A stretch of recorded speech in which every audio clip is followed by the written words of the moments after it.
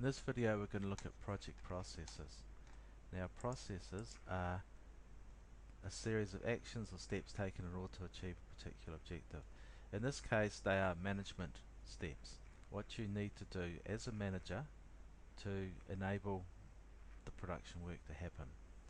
So management is done in a series of interrelated processes. You plan what you're going to do, then you do it, and you monitor, make sure that what you're doing is correct. So that's big picture if you like. So if you're looking at say part of getting materials on site, first of all you plan what materials do I need, how am I going to procure those materials, and then when the execution, when the project is actually underway, you implement those things. You've already decided that I'm going to buy the pipes from this company, so you know that you need to ring them up and order those pipes. So those are all processes, a series of actions, and at the end of the day the pipes get delivered to site. You inspect them to make sure that they are correct. That's another process, and then they get put in the ground. So that's just a very small part of what you do as a project manager to enable it to happen. Notice that you're not the one that's actually digging the hole and putting them in the ground. That's what the production team does. Now PMBOK suggests 47 different project management processes, and we'll look at those in a lot of detail in the videos that follow and on this course. There are more than 47 when you consider construction, and we'll talk about that more in a minute. So these processes can be arranged by when they're undertaken, process groups, or what project objectives they address, knowledge groups. So let's look at that in a little bit more detail. Now this table is really useful. It's from PMBOK. It's table 3.1. It's a really good table. So each one of these things, 4.1, 4.2, each one of these is a different process as identified by PMBOK. Now this is for the generic project. If you look at the construction extension, you will see that they add some more. So they add project safety, they add project environmental protection, they add financial management, they add administration. So there are more when you start considering construction. But let's just sort of look at these ones so we're a bit clear. So you can see that if you look at them across the rows, they are arranged by knowledge group.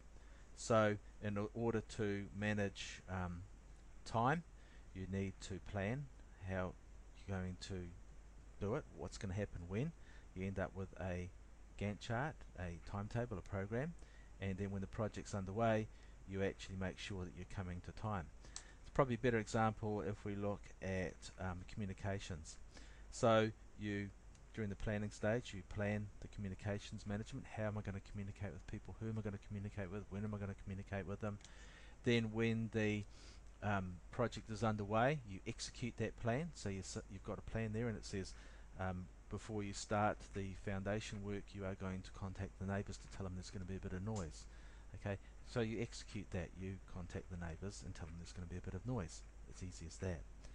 And then you make sure, you control that those communications are actually happening and they are actually getting through to the people that they need to. So that's communications, and then there's human resources to make sure that you've got the right resources for the project. Cost, you want to bring the thing in on budget, so you have to arrive at a budget, and then you have to make sure that you are bringing it in on budget. Time, you need to figure out what's going to happen, when it's going to happen, and then when the project is underway, look at, are you actually going to bring it in the way you planned, or are there things that are going to stop you? So each one of those things really represents objectives, if you like. We want to communicate with everyone, we want to get the right resources, we want to build the project as it's supposed to be built, it should be good quality.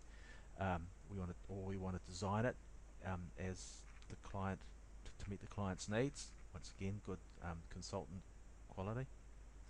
We want to bring it in on time. We want to keep the stakeholders on side.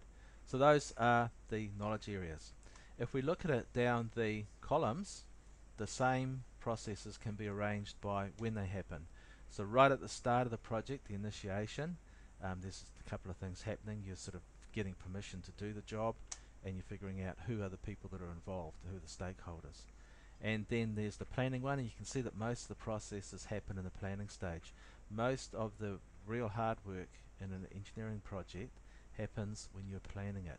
If you plan it properly, then you've got a better chance of bringing it through as required, bring it in on time, bring it in on quality, bringing it in on budget. If you just make it up as you go along, then bad things are going to happen. So that's the planning one. Happens before you start doing the execution. When the project is underway, you will still be doing planning. You'll be responding to changes. You will be updating your project plan all the time. So it's not a matter of plan and then it stops. Okay, you are planning throughout the whole project, adjusting the plan, adding new stuff, whatever you need to do. Executing, when the project starts, when you start doing the construction or you start doing the design, you are actually implementing these projects. And then while that's happening, you're also monitoring and controlling. So you are making sure, you're always asking yourself, are we actually going to achieve our project objectives? Are we going to be bringing it in on time? Are we going to be bringing it in on budget? Are we going to be producing the quality that we require? And you're also, this monitoring and controlling is also happening during the planning process as well. And then at the end of the project, we're closing it. So just in summary, the knowledge areas are all about what project objectives we're addressing. The process groups are when the process is typically used, and it's the same set of processes. The interrelated actions that you need to carry out as a project manager to achieve the product or service required. So let's look at each one of those in a little bit more detail. Knowledge areas. So engineering projects require you to coordinate lots of activities. So there's that integration management where you're bringing together all the cost and the time and the quality. If you change one, usually the others change. So if you change time, if you try to do it faster, then it's probably going to cost more. Or you might have to compromise quality, or both. So we look at that in a little bit more detail later on. A specific deliverable has to be produced. So scope management, you need to decide what are we actually going to deliver, and if during the execution you're asked to deliver something outside of that scope, how are we going to change the scope? So for example, you're building a road or something like that, and the client says, oh, I like the footpath to be wider. So all of a sudden, that was the original scope has changed. Originally you were building a 1 meter wide footpath, and now you're building a 2 meter wide footpath. So the scope's changed, and you need a mechanism there to recognize a change has happened and to respond to it. So those are management processes that you need to undertake. It needs to be completed by a set time. You need to develop a schedule. Then you need to figure out, are we on time, within budget? We've got to figure out how much it's going to cost, and then sort of keep it to that. Quality, we need to deliver what's required. So for a construction project is, have we delivered what was in the tender document? For a design project is, have we delivered what the client has asked us to deliver? Does it meet the client's needs? Resources are suitable, used efficiently, so you need to obtain resources, then you need to use them efficiently. You need to procure some materials and resources as well, so procurement management. There are risks. Every one of those things, there are things that are going to stop you, that will may affect your ability to bring it in on time, or to budget, or to cost, so you need to identify those. You need to circulate information to people, communication and stakeholder management. Sorry, I'm not going in order here. The works need to be, and now these last three are those specific construction ones that I was talking about. You won't see them on the previous table. So we need to carry it out without causing harm, health and safety management. We need to have minimal effects on the environment, environmental management, and we need to have the funding to do it. Now, financial management at your level, you probably won't be too worried about that. That's what your boss's problem is. Health and safety and environmental management, we deal with those in construction practices. We won't be dealing with them on this course, but do remember they are knowledge areas when you're talking about civil engineering projects, which is what we're doing. So that's arranging it by knowledge areas, or you can arrange those things by process groups. And we've seen this before, so we've got the initiating processes, it all starts, then you've got the planning and the executing. As I said, right at the start, there's a big effort to produce a really good project plan, but as the project is executed, things will change, things will be added, you might have to adjust the resources that you thought you had aren't available, so you need to get other resources. You need to be continually looking at your plan and saying times, and change it as required. So the plan's a living document, it does change. All through that planning and executing processes, you're monitoring and controlling. In other words, monitoring means you're looking at what are we doing? Are we actually on course to complete this project the way it's supposed to be completed? Are we going to bring it in on time? Are we going to bring it on budget? Are we going to produce what the client has asked us to produce? Okay, and you're asking that question all the time.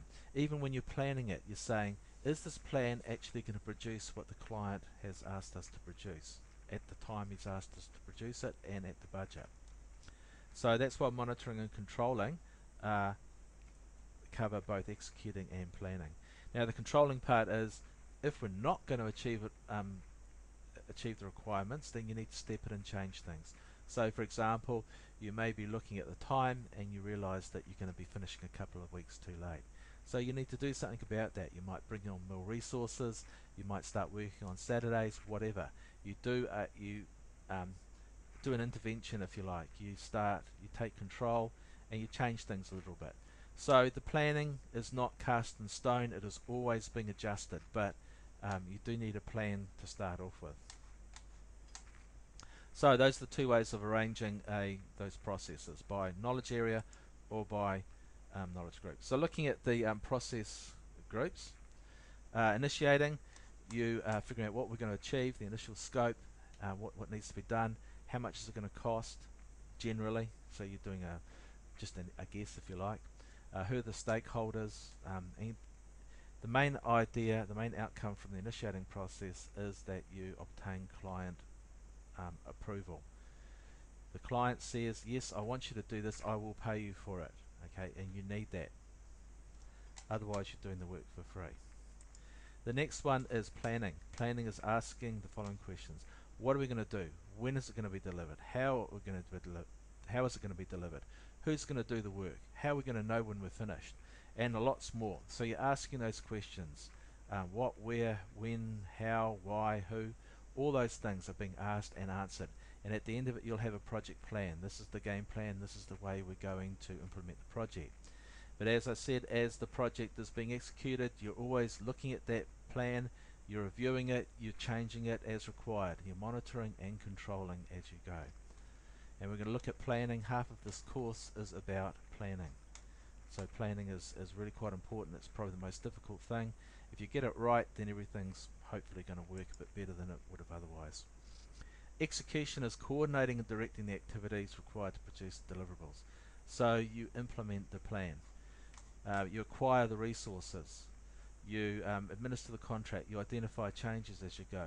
You monitor. So you collect the information required to monitor it. So you're always looking at progress. Are we doing the work we're supposed to be doing at this particular time? You're developing your team. You're getting your team to work together as a team to produce the outcomes, focusing them on what they should be doing. You're gathering information and distributing it. You're telling the people who need to know what they need to know. So if you're going to be doing some loud work, some work that's going to cause a lot of noise, you'll be warning the neighbours, for example. You're also reporting regularly to your boss and to the client on how the project's going, if there are any issues. And you're also procuring, you're getting the materials and other services that you need to do the job. So you're doing all of those things during the execution phase. And as I said, overseeing the planning and execution is the monitoring and controlling. So monitoring is that you are checking to make sure that you are on plan. If not, you're taking control, you're doing stuff. So you're identifying variances from the program budget or quality. Have you changed? Are you behind time? Are you over budget? Are you not achieving the required quality standards? If so, then you need to take control and correct those problems. You're monitoring risk. You're doing all of those things. Okay, and then there's the closing. There's completing the project. At the finish. So there needs to be a point where you know that you finished it. So right at the initiating process, you're actually saying, we know we've finished the project when this happens. So it's pretty easy with a construction project. There is a tender document. The tender document tells you what you're supposed to build, and when you've built it as per the tender document, then you've completed the project, and you can close it out. But it's not just a matter of saying, oh, we're finished, walk off. You need to, or in the case of a tender of a construction project, you need to get practical completion, which is the client signing it off, saying this is finished, it's all done and dusted, I'm happy with what you've done, thank you very much. But you're also, so you're formalizing the project completion. You're taking the information from the project and you're storing it, because the next time you do a similar project, you want to pull that out and find out what the lessons learned. What went well, what didn't go well, how long did it take us to dig that hole, because we want to get better at what we do. So closing is also taking that information and making it available for the next project, because that information is invaluable when you're doing the planning. Right, just to finish off this video, project technical work. I just want to sort of distinguish between project processes and packages, work packages. So the actual projects, now we've moved away from what the project management team does, and we are looking at what the production team does. The people are actually doing the work. And what they do is they do a whole lot of activities, and each of those activities is a work package. The output from one work package goes into the next work package, and there's a whole lot of activities. So for example, this work activity might be designing a retaining wall. So the inputs might be the geotechnical investigation, so that's the geotech investigation. Another one might be the client requirements for the wall. Another one might be the structural codes. Okay, and then someone does the design, and the next activity might be someone produces the calculations, and then someone produces the drawings or something like that, and the output is the design drawings that might go into the tender package. So that's what the production team does. They implement the work packages. So looking at the difference between the two, just going back to this little picture here, the project management team are doing their planning, organizing, communicating, monitoring, administering, basically implementing the project, enabling the project, enabling these guys to actually produce the work deliverables. So these guys are carrying out processes, management processes. These guys are doing the work packages. So you need to distinguish between work packages and processes. Some people get a bit confused. Now you might be, to make things even more confusing, you might be on both teams. You might be doing the work packages and doing the management processes. But remember, for this course we're talking about this bit here, this management part. Even though you will do this, we're talking about that management part. So that concludes this video.